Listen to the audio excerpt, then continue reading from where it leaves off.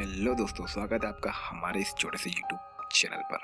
दोस्तों, कहानी शुरू करने से पहले यदि आपने हमारे इस चैनल को अभी तक सब्सक्राइब नहीं किया हो तो वीडियो के नीचे जाकर चैनल को सब्सक्राइब कर दे और उसके पास में जो बेल आइकन है उसे दबा दे ताकि आपको हमारे सभी कहानियों की वीडियो आसानी से मिल सके। शुरू करते हैं। दोस्तों, मेरा नाम राहुल है और यह घटना मेरे साथ कुछ 3 महीने पहले घटी थी। उस दिन मेरा जन्मदिन था। मैं सुबह जल्दी उठकर अपने माँ बाप का आशीर्वाद और कुछ पैसे लेकर अपने दोस्तों के साथ घूमने जाने वाला था। और जिस जगह पर हम जाने वाले थे वहाँ पर पता नहीं हमारा एक दोस्त जाने से मना कर रहा था। जब हमने उससे पूछा कि वहाँ पर क्यों नहीं जा रहा तो उसने हमें बताया कि उसके माँ बाप ने उसे वहाँ जाने से मना किया है। हमने उसका मजाक उड़ाया और हम लोग वहाँ से निकल पड़े। फिर कुछ ही दूर जाने के बाद उसी फ्रेंड ने मुझे फिर से कॉल किया और कहा कि भाई 6 बजे के पहले वापस आ जाना। मैंने उसे पूछा कि भाई तू ऐसा क्यों कह रहा है, तो उसने मुझे बोला कि भाई बस तू आ जाना, और इतने में उसका फ़ोन कट हो गया। मैंने उससे फिर से कॉल किया पर उसका फ़ोन नॉट रीचेबल बता रहा था। मैंने सोचा कि ये बात मैं सभी फ्रेंड को बताता हूँ, पर फिर मुझे लगा कि ये लोग शायद मेरा मजाक उड़ाएंगे, इसलिए मैंने किसी को नहीं बताया। फिर कुछ 2 बजे के आसपास हम वहाँ तक पहुँच चुके थे। वहाँ पर जाने के बाद हमें एक तालाब दिखा था जिसके पास में एक छोटी सी दुकान थी। उस दुकानदार के पास जाके मैंने वहाँ से एक सिगरेट खरीदी और उसे पीने लगा।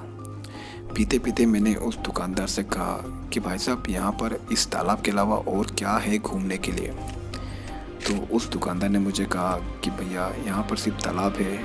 और फिर उसने मुझे जिस तरीके से बताया कि 6 बजे के बाद आप इस तालाब और उस पेड़ के सामने मत जाइएगा, तो मुझे उसकी बातों से थोड़ा सा डर तो लग चुका था।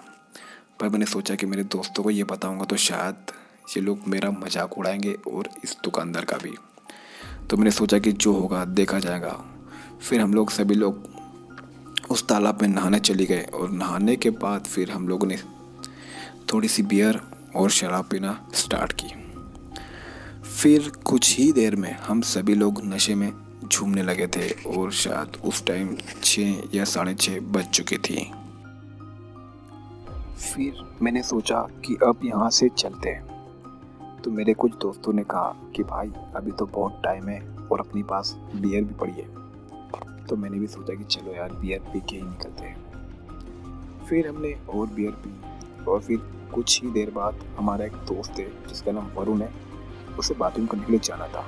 तो वो बाथरूम करने के लिए उस पेड़ के पास चला गया। फिर कुछ देर बाद जब वो वापस नहीं आया तो हम लोग उसको देखने के लिए वहाँ पर चले गए। जब हम लोग वहाँ पर पहुँचे तो वो बेहोश पड़ा था।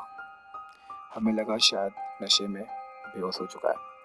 तो हम लोग उसे गाड़ी में अपने घर पे ले आए और उसे सुला दिया और सब अपने अपने घर चले गए। फिर जब मैं सुबह उठा तो मुझे अरुण का फ़ोन आया था कि भाई जल्दी से वरुण के घर पे आ जा।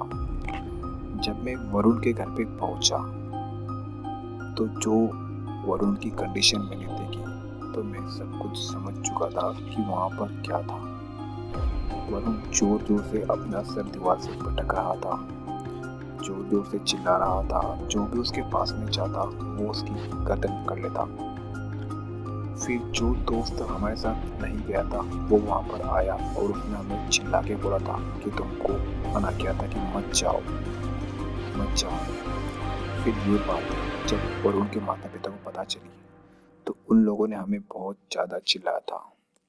फिर जैसे तैसे हमने बात को नॉर्मल की तो फिर वरुण के एक चाचा है, उन्होंने हमको एक बाबा के पास जाने की राय दी।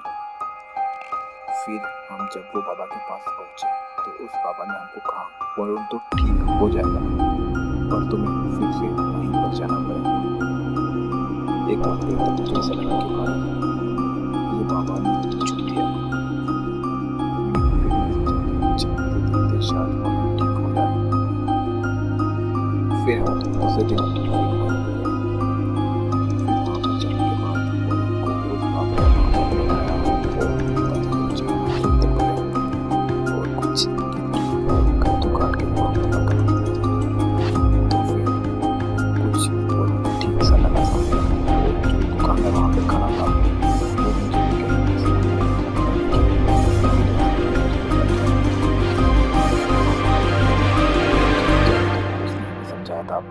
नहीं समझे। फिर कुछ ही देर बाद वरुण होश में आया तो वरुण की शक्ल देख के मुझे ऐसा लगा कि उसको शायद कुछ समझ में नहीं आया। फिर हम लोग सब घर पे आ गए। उसके बाद तो दोस्तों मैं अपने दोस्तों के साथ कहीं घूमने ही नहीं गया और मैंने बर्थडे बनाना तो समझो छोड़ ही दिया। तो दोस्तों हमेशा याद रखो, किसी की भी बातों को इग्नोर मत करो, कहीं पर भी कुछ भी हो सकता है। तो दोस्तों मिलते हैं अगली स्टोरी पर।